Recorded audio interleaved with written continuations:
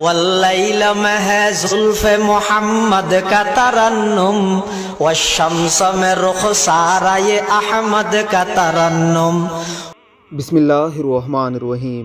رسول اکرم صلی اللہ علیہ وسلم کی تعریف و توصیف۔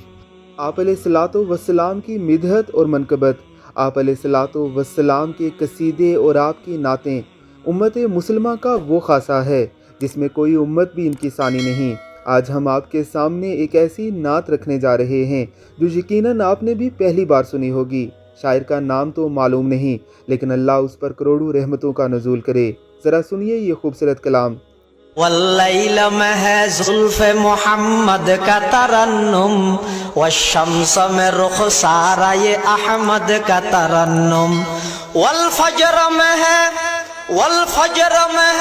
صبح رسالت کی بشارت، والعصر میں ہے دور نبوت کی بشارت، ہر پھول میں ہے روی مدینہ کا تبسم، شاخوں کی لچک میں قد آقا کا تکلم۔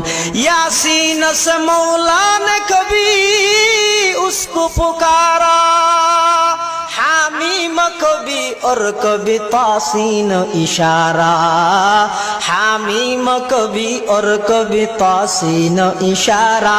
یہ رمز ہے کچھ عاشق معشوق کے مابین، سمجھا ہے جنہیں خلق میں ایک سرور کونین۔ والنجم میں ہے برق نگاہ اس کی نمودار، والارض میں بھی صبر تحمل کے ہے آثار۔ قرآن عجب شیشہ یہ ایک ابھی ہے، معروف کو یہی فخر کہ وہ مصطفی ہے۔